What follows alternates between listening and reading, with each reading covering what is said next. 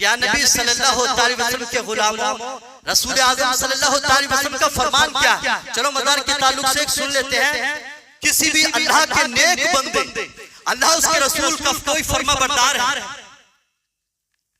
उसके लिए प्यार नबी सल्लल्लाहु अलैहि वसल्लम का फरमान क्या है? अल्लाह के नबी सल्लल्लाहु अलैहि वसल्लम ने कब्र को बहुत मुख्तसर बनाने का हुक्म दिया, यानी उनकी कोहान की तरह वो मुख्तसर मिट्टी हो। अल्लाह के नबी ने जब यहाँ मुख्तसर करार दे दिया और यहाँ तक फरमा दिया नीचे कोई कालीन नहीं, नीचे कोई एहतमाम ना किया जाए। यार इंसान को बिस्तर पर लेटने के लिए नरम चीज होना चाहिए, बिस्तर के ऊपर से हो या ना हो कोई फर्क नहीं पड़ता, छत के ऊपर चादर डालने से कोई फर्क नहीं पड़ता। चादर जो सही काम करती है इंसान के जिस्म के ऊपर हो या इंसान के जिस्म के नीचे हो, यहाँ तो हमें समझ में आता है, हर शऊर इंसान समझता है, लेकिन ना जाने मन घड़ा क्या क्या तरीके निकाल रखे। अल्लाह के हजरत जाबिर रज़ियल्लाहु ताला अन्हु से रिवायत की हदीस पाक है, अन जाबिर क़ाला नहा रसूलुल्लाह सल्लल्लाहु अलैहि वसल्लम। जब बात आ ही गई है एक आलिम दीन की शान की, तो और जब समझ लिया कि मौलाना शरीफ क्या कह रहे हैं, अब हदीस शरीफ क्या कह रही है इसको जाने। अगर हदीस के खिलाफ कर रहे हैं तो मेरे दोस्त के बाद भी हम सुन्नी हैं, तो इससे बड़ी जहमत की कोई बात नहीं। अल्लाह के नबी सल्लल्लाहु अलैहि वसल्लम ने फरमाया, अन कुबूर, मैं तुमको मना करता हूँ कब्र को पुख्ता बनाने से, और कब्र पर मुजाबिर बैठकर उस पर रहने से, और अल्लाह के नबी ने फरमाया और तुम्हें मैं मना करता हूँ कब्र पे इमारत बनाने से। तो किसी अल्लाह के नेक बंदे ने तुमसे ये नहीं कहा कि हमारी कब्र को शोरूम बना लेना, हमारी कब्रों को संगे मरमर से सजा लेना। किसी किताब के अंदर कोई अल्लाह का बंदा नहीं लिख रहा, और किसी किताब में लिख जाने से उस चीज का सबूत नहीं हो सकता जब तक कि अल्लाह के रसूल सल्लल्लाहु अलैहि वसल्लम के फरमान की नस मौजूद न हो।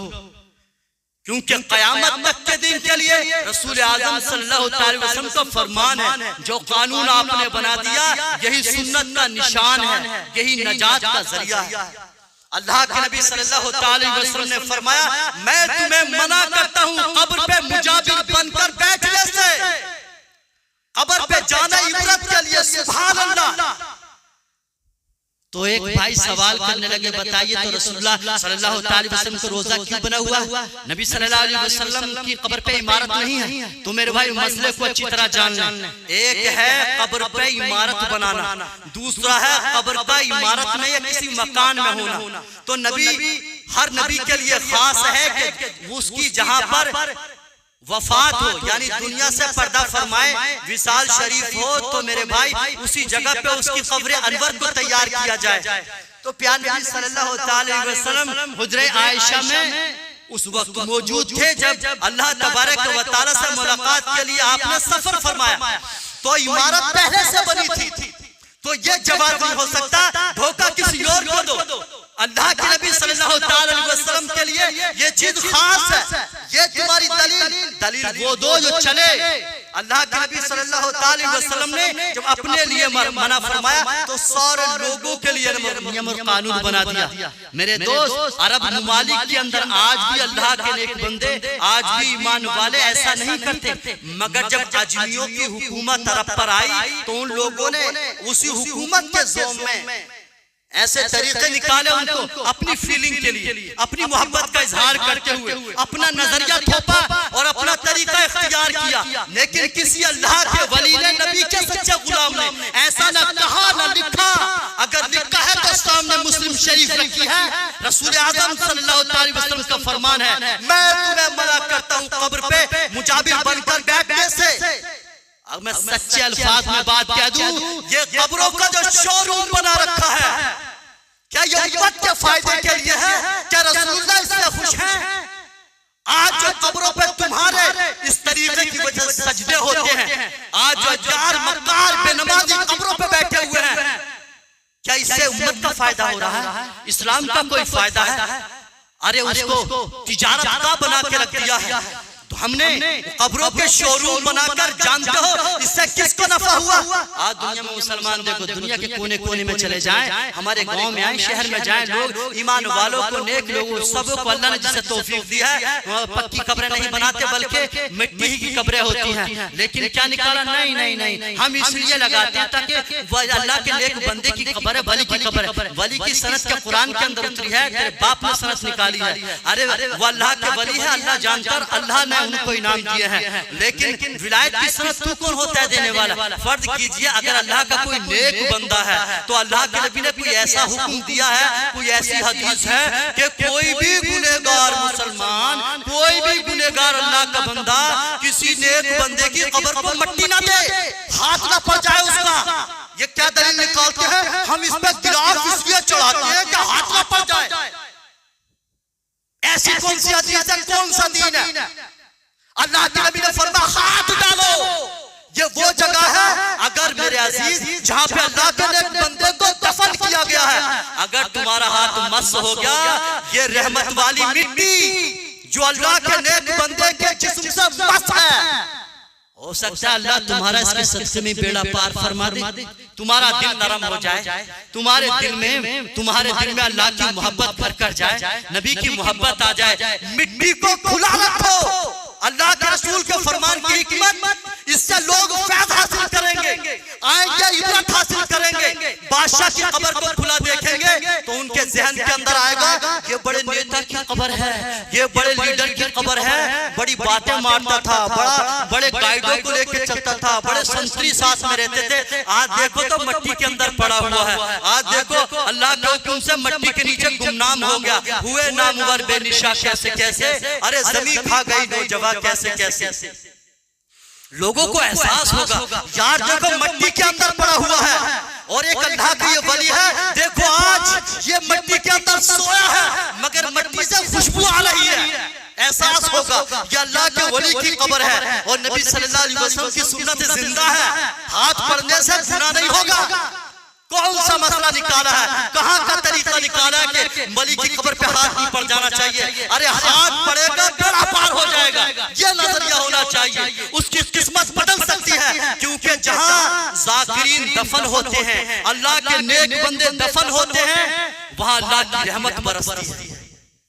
ये नजरिया तुम्हें शूट करता है। ये क्या उनकी कब्र को हाथ लग जाए इसलिए गिलाफ चढ़ाते हैं?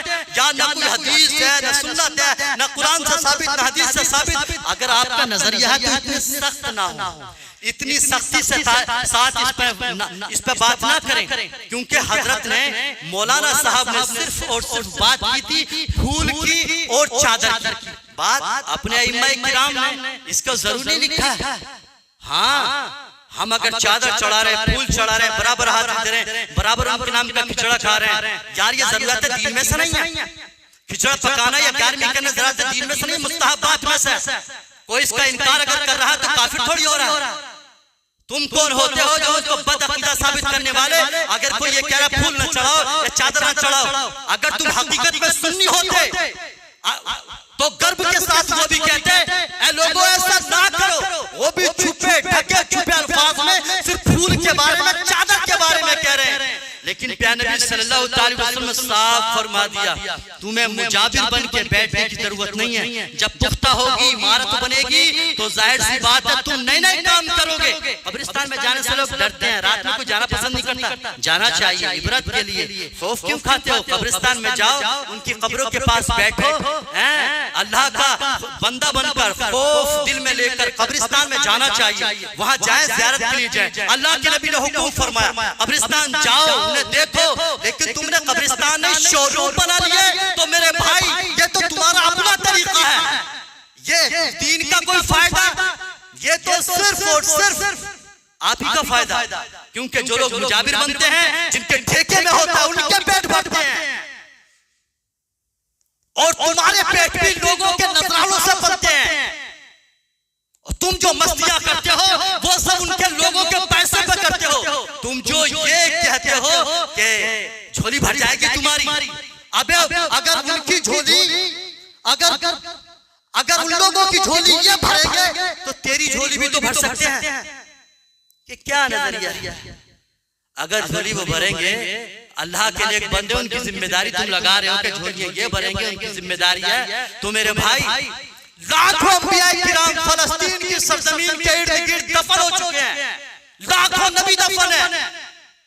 और सनद, जिनकी सनद अल्लाह ने विलायत के कुरान में उतारी, वो अंबिया किराम दफन है। लाखों लोग घरों से बेघर हो गए, लाखों लोग नजर आतिश हो गए। क्या वो उनके लिए घर बनाने आएंगे? वो उनकी आग को बुझाने के लिए आएंगे? क्या वो मैदान में आके जिहाद करेंगे? तुम्हारी जिम्मेदारी कुछ नहीं। तुम दुनिया में सिर्फ पूड़ियां खाने के लिए, खिचड़े खाने के लिए, हलवा खाने के लिए आए हो। सिर्फ उनकी कब्र को शोरूम बनाकर अपने पेट भरने के लिए आए हो। किस लिए आए दुनिया के अंदर? तुम्हारी कोई जिम्मेदारी नहीं बनती। क्या अकीदा बना रखा है? वो लोग जिहाद करेंगे यार, जिहाद को अल्लाह ने हम पर फर्ज किया, हम पे जिम्मेदारी दी है आपको बुझाने की, पानी डालने की। हम दुनिया में किस लिए आए हैं? हमें अल्लाह का हुक्म क्या हो रहा है? कुरान क्या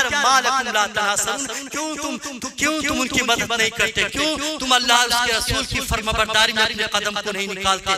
क्यों ये नजरिए लोगों के दिमाग के अंदर ऐसे नजरिए अपने पेश करके गोबर भरा हुआ है? मेरे भाई जरा समझें, जरा सोचें, गौर व फिक्र करें इसके बारे में। तुम अल्लाह के रसूल के फरमान के खिलाफ जा रहे हो।